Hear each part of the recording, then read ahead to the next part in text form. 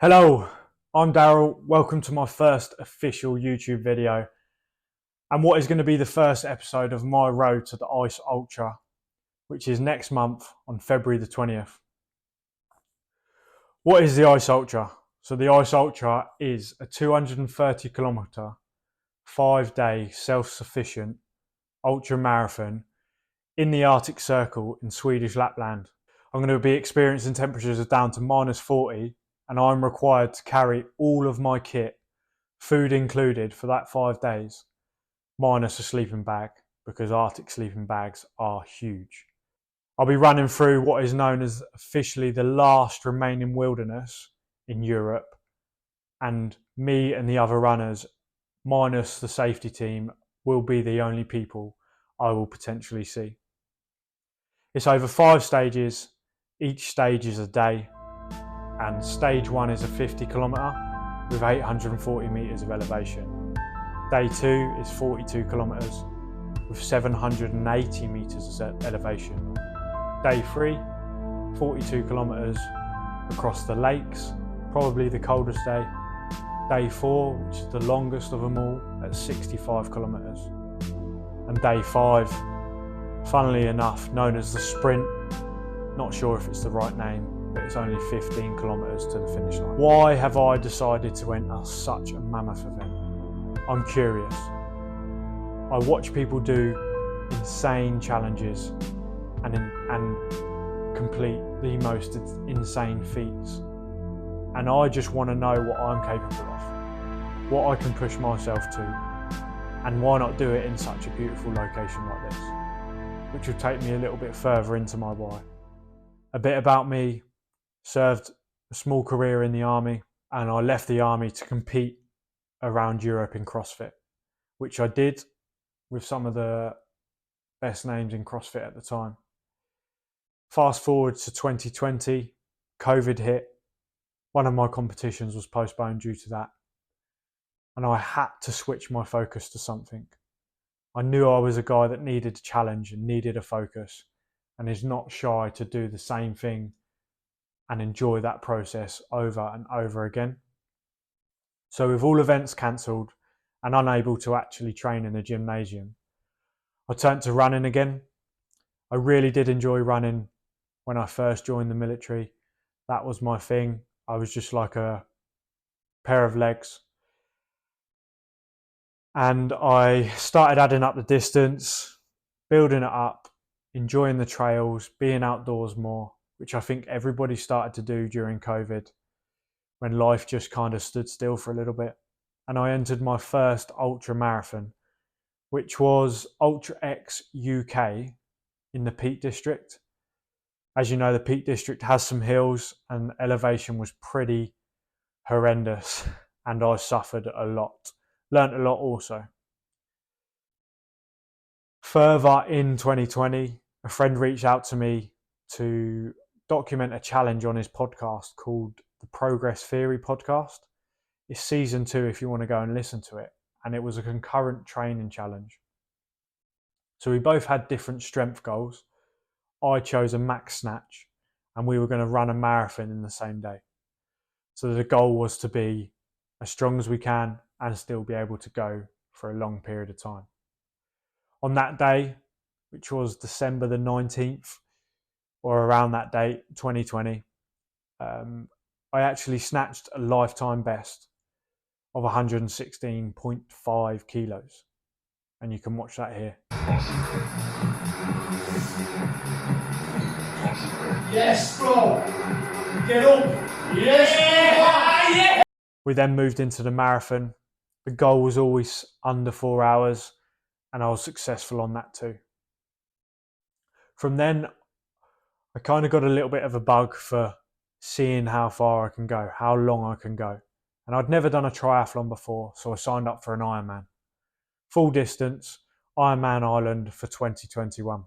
Unfortunately, COVID was still around, and that got postponed for another year. So I returned back to CrossFit for a brief period, while still getting outdoors, doing a little bit more running and using my bike for that aerobic exercise. and competed in a competition in Birmingham, England, the Arnold Fitness Games. So during this period and the training for this kind of itch to scratch that I had for a while of snatching 120 kilos, which had always been a lifetime goal when I was training hard for CrossFit.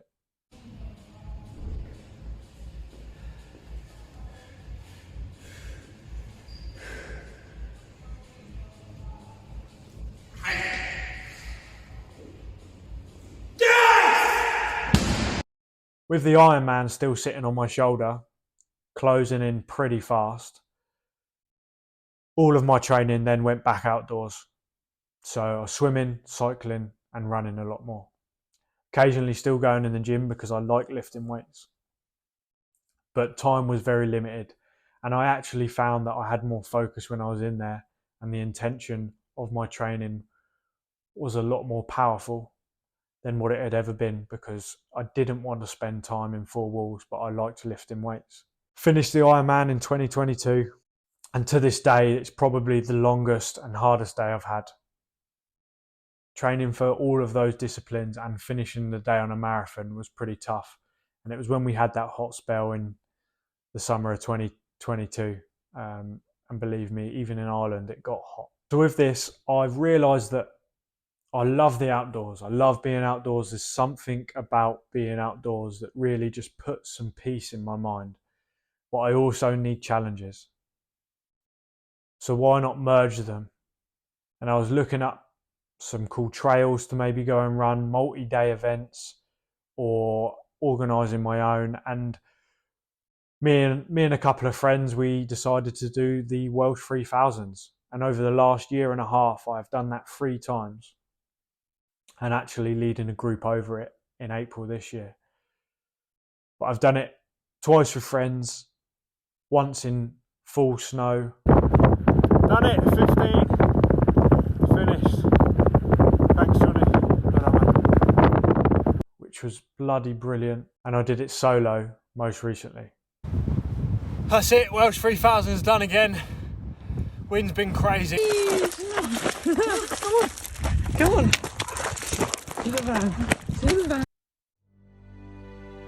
As I said, I think the outdoors has really grown on me. And it's probably one of the reasons why I'm doing this ultra.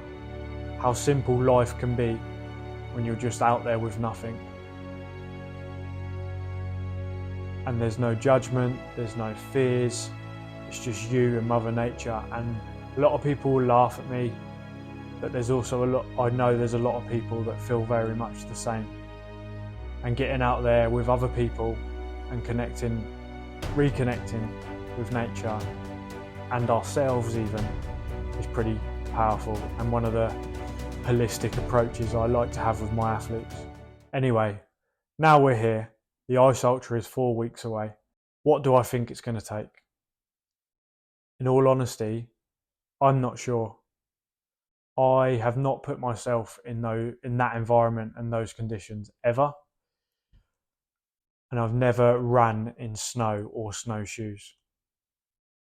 It's going to be complete solitude. It's only going to be me and the other runners, and occasionally the safety team. There are a few things that I've been training and working on because I believe it's what it's going to take and what I require.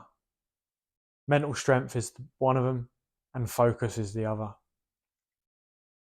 I'm going to need the mental strength to pick up my pack every day when I'm absolutely exhausted and continue to move. The actual putting one foot in front of the other is probably the easiest bit about this. It's getting going that is the hardest. Then I've got focus. So I need to focus on fueling right, managing my layers, hydration, and the most vital part, my evening routine, to make sure I'm maximising my recovery.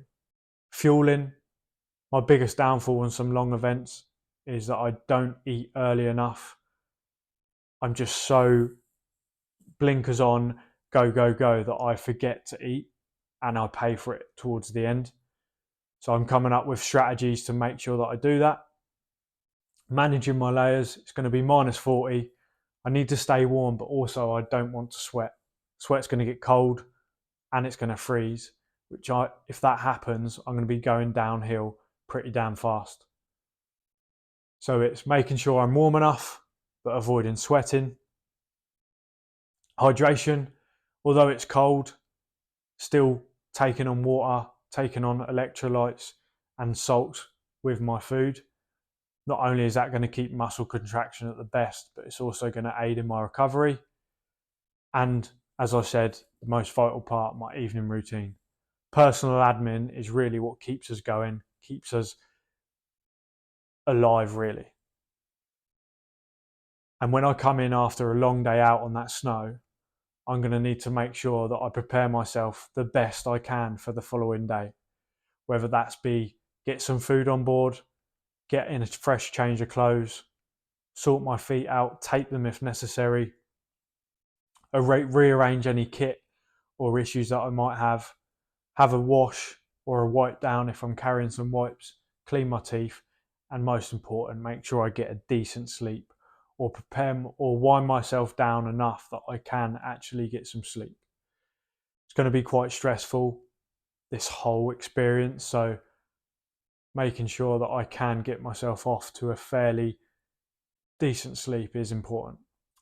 Training so far doesn't look like the typical ultra endurance athletes training, and that's fine. I'm happy with that for me because, as I said, I do like to lift weights. I still don't like to spend much time in the gym, but it's still part of my life.